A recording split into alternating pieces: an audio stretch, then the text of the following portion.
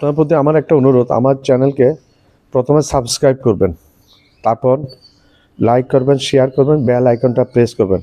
এগুলো করে আমাকে একটু সাহসটা বাড়ান, আমাকে একটু সহযোগিতা করেন এবং নতুন নতুন ভিডিও যেন আপলোড আপনাদেরকে দিতে পারি। এই আর কিছু না, আপনারা আমাকে একটু সাবস্ক্রাইব করবেন, শেয়ার করবেন, লাইক করবেন, বেল আইকনটা প্রেস করবেন। ধন্যবাদ।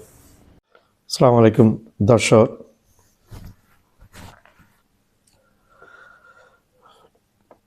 টিউলিপের সময়টা এখন খুব খারাপ যাচ্ছে। এই টিউলিপটাকে আমি একটু পরিচয় দিচ্ছি, যদিও আপনারা জানেন, তারপরে পরিচয় দিচ্ছি।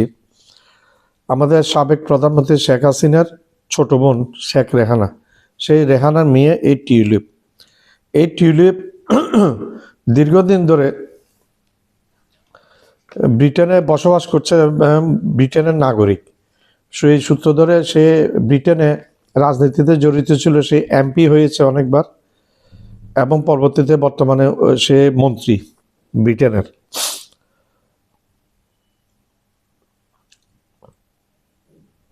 পুটিন থেকে $4 বিলিয়ন নাকি নিয়েছে এই টিউলিপ। শেখ হাসিনা খালা, শেখ হাসিনা তখন প্রধানমন্ত্রী, সেই সুবাদে প্রভাব বিস্তার করে। দেখেন, সে কিন্তু এই টিউলিপ কিন্তু ব্রিটেনের একজন মন্ত্রী এবং সে ব্রিটিশ পাসপোর্টধারী। সে বাংলাদেশে রূপপুর পারমাণবিক বিদ্যুৎ কেন্দ্র থেকেও সে চুরি করছে।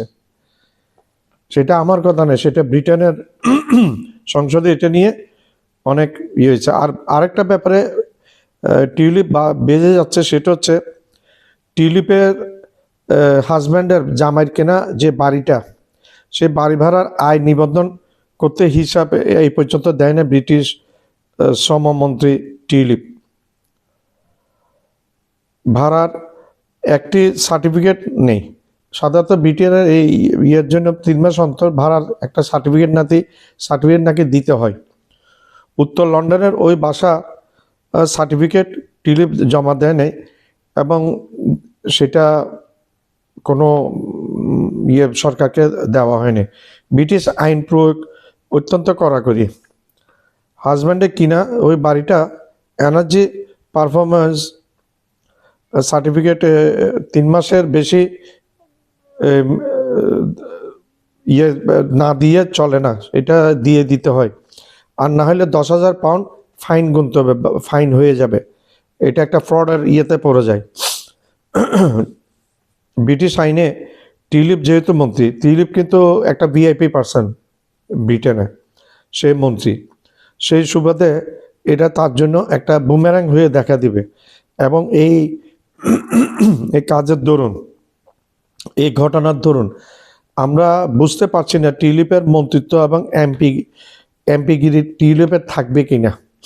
ব্রিটেনের আইন কড়াকড়ি, ব্রিটেনের যত কিছু ইয়ে করতে হোক, কিন্তু তদন্তটা সঠিকভাবে হবে এবং আইন প্রয়োগ সঠিকভাবে হবে। এমপি এবং মন্ত্রী হওয়ার সুবাদে টিউলিপ পড়ে গেল আরো বড় ফ্যাসাদে। রূপপুর বিদ্যুৎ কেন্দ্রে হাসিনা প্রাইম মিনিস্টার থাকার সুবাদে 4 বিলিয়ন পাউন্ড পুটিনের কাছ থেকে নিয়েছে। তখন পুটিনের সাথে একটা দেন বদলা হয়েছিল, হাসিনা সেখানে টিউলিপও উপস্থিত ছিল এবং জয়ের নামও এসেছে, রেহানার নামও তখন এসেছে।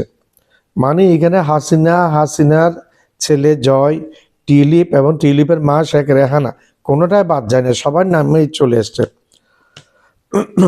হাসিনার তো আরও আছে অনেক কর্মকাণ্ড। হাসিনাও ফেসে গেছে। মেইল অন সানডে নামে একটি পত্রিকা, ওই সম্পত্তি টিউলিপের হাজব্যান্ড, ওই পত্রিকাটি বলেছে ওই সম্পত্তি টিউলিপের হাজব্যান্ড 2018 সালে নিয়েছিল 8 লক্ষ পাউন্ডের বিনিময়ে কিনেছিল টিউলিপের হাজব্যান্ড। সংসদীয় নজরদারি কমিটিও এর আগেও টিউলিপের ব্যাপারে নজরদারি করছিল বলে শোনা যায়। সংসদীয় নজরদারি কমিটি টিউলিপ প্রায় 14 মাস ধরে ফ্ল্যাটের 10,000 পাউন্ডের ভাড়া আয় সঠিকভাবে দেখাতে ব্যর্থ হয়েছে। টিউলিপ সংসদীয় বিধিবিধানও লঙ্ঘন করেছে।